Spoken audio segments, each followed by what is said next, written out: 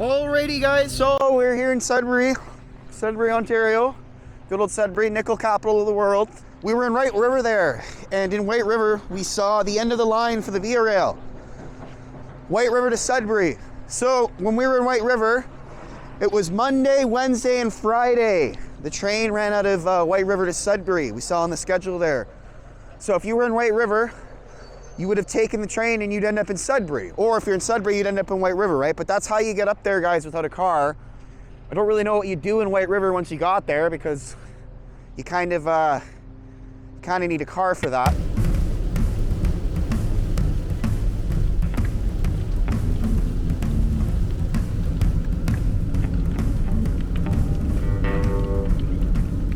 Alrighty guys, so Lake Superior here. We're on the road, the sun's coming up now. Weather's getting better, so it's gonna be good, guys. I'm excited. Hopefully we get to Schreiber and the weather's not too bad, but just be mindful when you do drive this road though, that we haven't seen any yet. Hopefully we never do, but the moose here are a big hazard in Canada, and this road in particular used to be very, very fatal for a lot of people. It's killed a lot of people on this road by driving into moose. So just be mindful, guys. It's one of the most dangerous roads in the world, just for the fact that you can hit a moose and die. And you can tell they're all up at 6:30 going to Timmy's. They probably start at 7:30. They probably do 12s. They probably go 7 to 7 or 7:30 to 7:30. That's the usual. And at mine, it's usually 12s. This is the shore. We're back out on the shores of Lake Superior. Okay guys, so we're near the town of Jackfish, or the ghost town of Jackfish. Ontario doesn't have many official ghost towns, but Jackfish is one of them. It's considered an actual ghost town. It means northern pike. One of the slang terms for northern pike is jackfish or jack. So I call it jack, or them jacks are feisty today kind of a thing, right? Jackfish, like a lot of ghost towns, guys, it's sad. Dieselization did it in, basically, because for the longest time Jackfish was a coal receiving port, so because it has a beach, so they would receive coal from ships on Lake Superior, and then they would load the coal on the trains, and they would send the coal either to Schreiber or Nipigon. That was the coal for their coal stockpiles in Schreiber and like White River and everything. Once the dieselization came, there was no need for coal and all these stops, right? Like you see all these little towns like 12 kilometers away from each other. That was because they needed to fill up for steam and water and coal, right? So they have an abundance of water here. But Jackfish was a coaling depot. So they would load the coal on trains, they'd fuel trains up there, they'd load the trains up with coal, and then they'd send the coal, like I said, to Schreiber, White River, Nipigon. And fishing as well. What they would do in the fishing depots, so Quebec Harbor, Montreal Harbor, all the islands, Pukaskwa Depot and all that, they would freeze the fish with ice blocks, right? And then they'd bring it to Jackfish, and they'd offload it off the ship, and they'd load it onto trains, and then they'd send that out to Winnipeg, Montreal, and down to Sault Ste. Marie to go over to the States. Right? So that was how they exported fish out of Lake Superior, was through Jackfish. Lake Superior's fishing industry, due to overfishing and the invasive species of the sea lamprey, it did Lake Superior's fishing industry in. So it's a fraction of what it was back in the day. So then Jackfish lost that. And then in the 50s, CP switched to diesel locomotives and they phased out steam. So then Jackfish really was kind of out of luck then, because what purpose did it really have? And then by 1963, there was nobody left. 2 families lived there for a while. They tried to stick it out. It's like that in BC. It just fell apart. There's just nothing there anymore. It doesn't exist anymore. So there used to be an old hotel that everybody would stay at, big town, and docks, stages, theaters, meeting rooms, like stores, but it's all gone now. Even the hotel is just a remnant of what it used to be there. I think the foundation is still there, but it's covered by a bunch of trees and it's really hard to find. It's kind of in between Nipigon and Schreiber, basically, like halfway. As you can see, the weather has finally caught up to us. Lake Superior will generate its own weather. Well, imagine if this was snow. The only people taking this road are the locals that live here and work in the area. Van Horn had built 3 dynamite factories here because they needed so much dynamite to blast through the hard shield rock. The rock in this particular region is very, very hard. So he had to build 3 dynamite factories, one in Coldwell, one near Jackfish, and one kind of in the middle, all around Terrace Bay. And they pumped out dynamite 24/7 basically for the CPR employees. And the chunk near Schreiber, that was the chunk that cost them $700,000 for like a kilometer, which in 1800s days is insane. It almost broke that company. Would have changed the history of Canada. The last spike was in BC in Craiglahie, was November. This was like April or May. Like this place was almost the last spike next to Craiglahie. Schreiber, it was a company town. It was built by the CPR. Its whole purpose was the railway, and it was where everybody would live. So anybody working between Nipigon and Thunder Bay and Schreiber and White River, this is where they would have lived. So you would have done your routes, go to White River, come back to Schreiber, or gone up to Thunder Bay, and then come back down to Schreiber. I don't know if it's the same as it is now, but they have different engineers for different sections of track. So certain engineers will get to know certain sections of track really well, and then that's their section. They do this chunk to this chunk. Especially in BC, like Eagle Pass, Rogers Pass, Kicking Horse Pass, like they'll have seasoned veteran guys that are like, that's what they do. They're the Eagle Pass guy. One guy's the field guy, one guy's the Banff guy. And then, easier chunks like flatter, more, prairie, Southern Ontario sections is more kind of good chance for guys to get experience. Up here, it's basically Schreiber's it, right? Schreiber's the center of it all here. Naze, there's a really good railway trestle at Naze. Lots of rail trestles, guys. Over 200 trestles, various tunnels. This down here, CP, this is CP. Canadian Northern runs up through Hearst, and that's not, like, Hearst is far north by Ontario standards, but you'd be hard pressed to find any other train area that's as isolated or has as rich of a history as here does. Alrighty guys, so we made it. Schreiber, Ontario. Far, man. Very isolated up here. It's about an hour and a half from Nipigon. It's huge. Look at it. It's huge. That's what it's for. That's what Schreiber's for. It's a massive train switching station. We're gonna go to the rail yard. If you're a train spotting guy, doesn't get much more hardcore than this, but it's worth it. Locomotives and Cenotaph, Schreiber, Ontario. From 1905 to 1922, the Mechanics Institute stood on this spot. It was replaced in 1922 by the Old Town Hall, which helped the municipal offices, telephone exchange, dentist, barbershop, library, Rebecca, and Oldfellows Hall. But this is the train yard. So just walking around, that was the rail yard, the main siding switching area. But there you go, guys, Schreiber. But it's a working town for the railway. So here we are, guys, Schreiber. The museum, it's closed and it's raining, but whatever. It's Sasquatch Prospector, guys. This is what we do here. So Canadian Pacific Railway, 6539. This is what did everything in, guys. This right here ruined Jackfish. The diesel locomotive. What does the inside look like here? You can see all the CP signs. That'd actually be really cool to go take a look in. That's what the inside looks like, guys, when it's closed. That's what it looks like inside there. So this diesel locomotive, this is what did steam in. Jackfish, all the whistle stuff. They used to fill up for water and coal. And now it's all gone because of this, the diesel locomotive. And then the road, what we took to get here, driving, that did this in. CPR train. Rain's pounding pretty good too, but whatever. All these cars here, train cars. Ooh, nice. Box car. So we're in Schreiber. We're at the Discovery Center, Schreiber Channel segment. So we just been driving through here. This is the trail. We are here in Schreiber. We have gone as far north and as far west as we're going to go. So we're now turning around because that's all you can really do on the 17 in Lake Superior is there's one road up and one road down. We're 200 clicks from Thunder Bay. On the road on the 17 southbound now, heading down Lake Superior.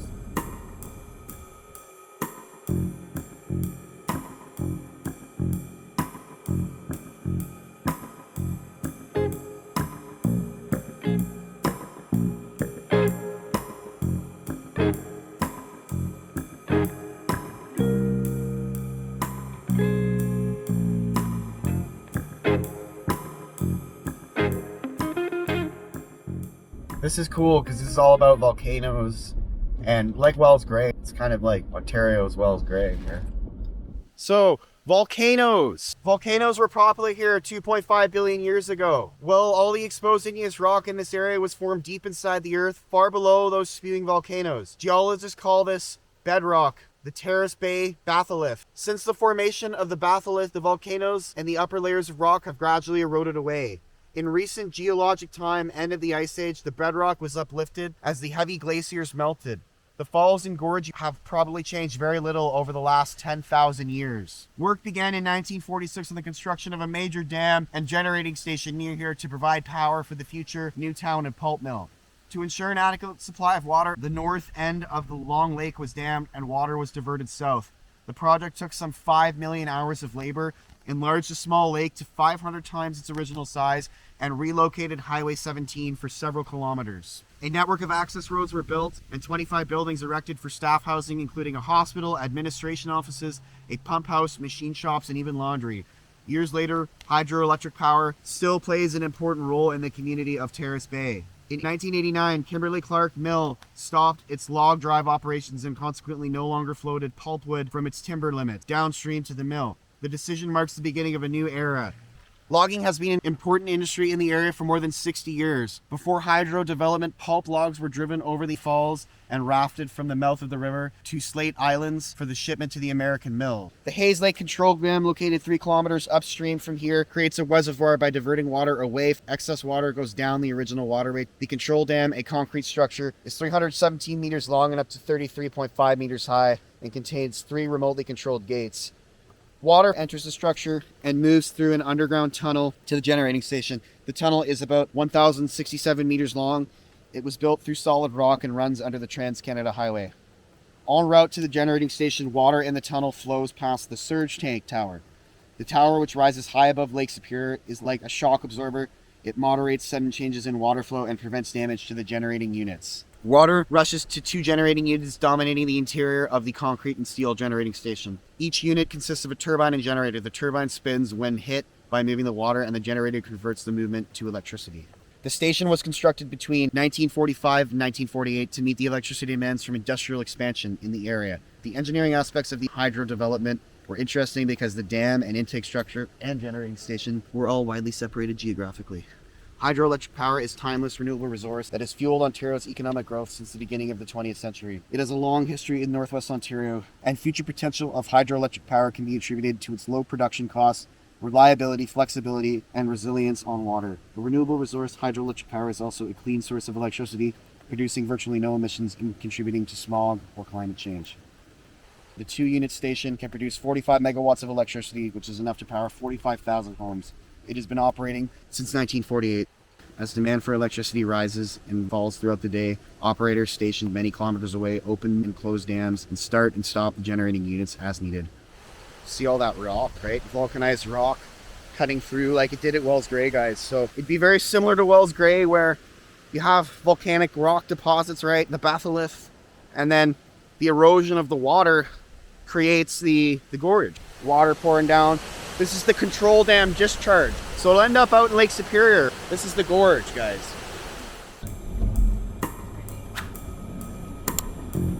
Yeah, Pukaskwa's nice. Yes, the best pumps out. Alrighty, guys, so we're at the lookout here. We are just past Ripple, Ontario, but look at it. You can see the bridges. Just be careful here on these rocks. They're slippery. But look, the railway trestle. So you can see highway right there. The highway bridge goes across the valley there. And then railway trestle. There's over 200 of these railway trestles going along Lake Superior. But there's the Mink Tunnel. There's like 4, 5, 6 tunnels here.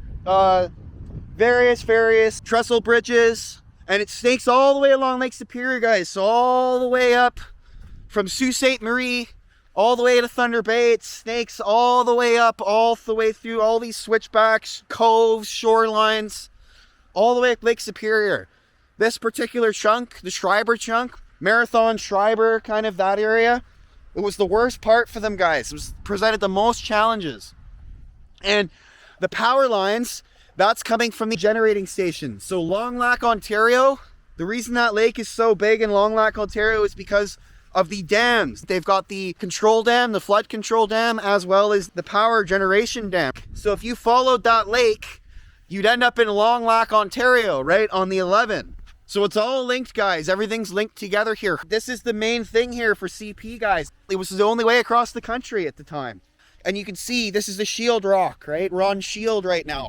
This hard rock here. Very, very hard rock. Schreiber had some of the hardest rock on the whole line. Even in BC. BC has a lot of rock, but it's not, if it's sandstone, limestone, shale kind of a stuff, it's not super hard. But the Canadian shield is hard rock, guys. Hard volcanic rock.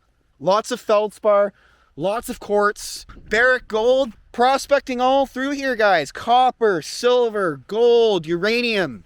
But at Thunder Bay, they have Silver Islet. It's a little tiny island full of silver, and they tried to mine it. Uranium mining too up here. Everything, guys. Copper. They found boulders of copper on the river here. So there's lots going on. Hey guys, just talking to somebody on the phone. It was like, yeah, you better reserve it. Alrighty guys, so Pukaskwa National Park Visitor Center on the shores of Lake Superior in Pukaskwa National Park. So this is all Pukaskwa, guys. We're up here, Haiti Cove, and that's the trail, the hiking trail. People will hike. This is the trail. We're in a little bit of a bay here, Haiti Cove, and on the shores of Lake Superior, guys. This is it, guys. Lake Superior, the great water, Gichigami. Oh, there's black sand here. Nice. Look at that. And some of that, eh? There's glacial drift gold, guys, or float gold here. So basically, as the glaciers receded, there was gold trapped in the glacier, or in the material the glacier was moving. And it transported some gold onto the shores of Lake Superior. So you can come out to Lake Superior and actually pan the sands of Lake Superior and find stuff if you know where to look for it. Yeah, just washing up on the shore there. Yeah, that's legit. But there is gold on the beaches, guys. You can. There's a bunch of guys that are doing it. But see it down here anymore. Black sand a little bit. Nice beach though. This land is a land born of fire and water. Fire in the form of ancient lava, water in the form of monumental glaciers. While lava has long since cooled and the ice has melted, their legacy lives in the wilderness and grandeur of the landscape of Lake Superior. It's raining like crazy, but I'm in BC, so it wasn't really affecting me that much. So, luckily the camera's pretty good. Shield rock here on the bedrock. Ooh. Ooh, nice. It's a nice boardwalk. That's the visitor center there.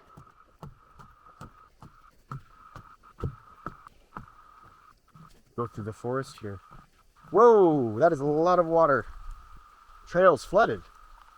Is there a way around? Not that I'm gonna want to take. Trees are a lot smaller. It's all boreal forest here. It will be warmer here in the wintertime than inland because the water from Lake Superior makes it so that it's warmer, retains the heat. And the hiking trail, it'll take you about a week to complete, out and back. There's portages, campsites, hike all along the shores of Lake Superior, Pukaskwa. Bring your canoe, you know, maybe bring kayak out, but pretty good show. Pretty good show. That's Lake Superior, man. So I wanted to get. Basically, you'd be surprised what it does to your mind. Like how it makes you go crazy, hit deeper, and dude, park at the side of the road, find this random railway. On the road again. This old station, David, this is where they picked up Winnie. Alrighty guys, so White River, the original train station. This is where they picked up Winnie, right on the tracks here. This is where Harry Colburn would have picked up Winnie back in the day.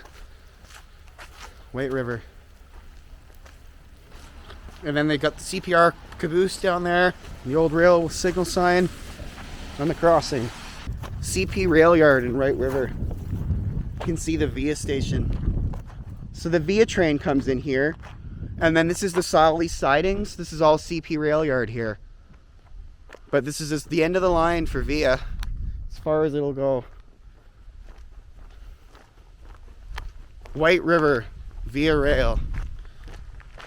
Nobody here though. Sudbury to White River.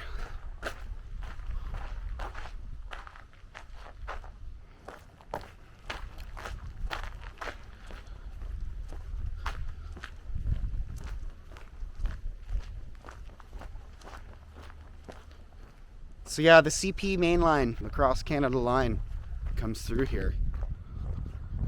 End of the line, guys. It's super cool. This is the last stop. Train 185 to Sudbury.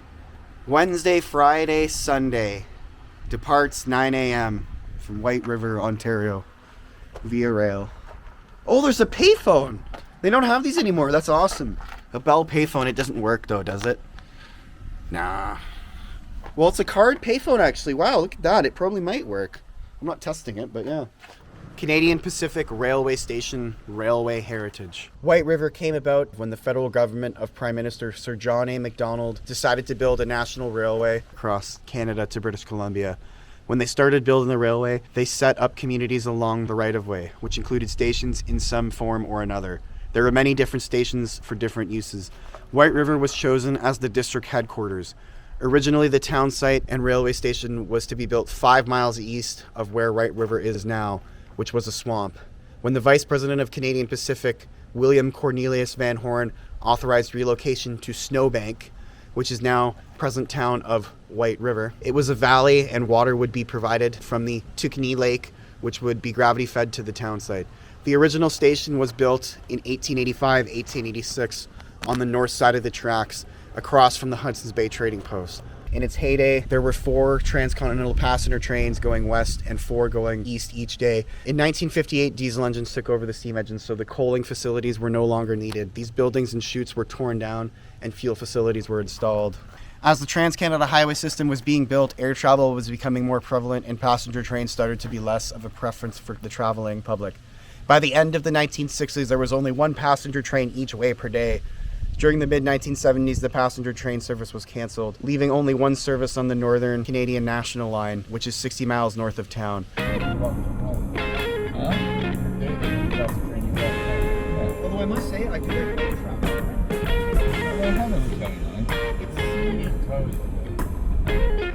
It's seen better. Alrighty guys, so we are in Wawa. This is the Driller Rig Memorial. See the drill bit in the rock there. The mast, the rotary.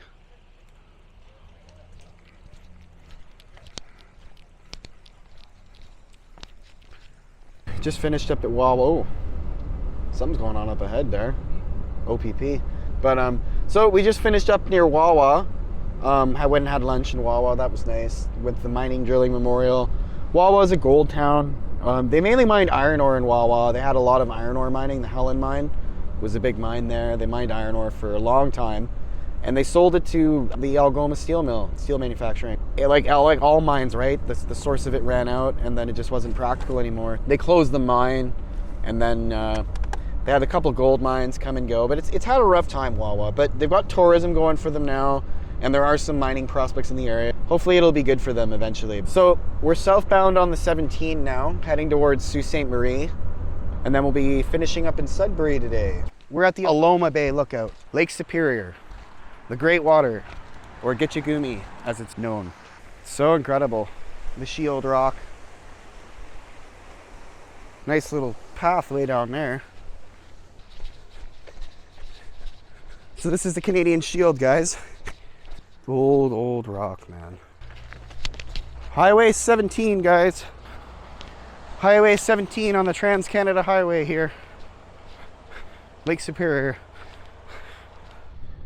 Okay, so we have just left Batchewana Bay. We've got these apple fritters now. Apparently they're insane, and they are. So definitely make sure you get apple fritters in Batchewana Bay when you stop by. So that's gonna be it for Lake Superior, guys. I hope you enjoyed it. I'm gonna sign off now. That's gonna be it for me, guys. Make sure you like and subscribe to the channel. Hit the bell icon to get notified. And Sasquatch Prospector out.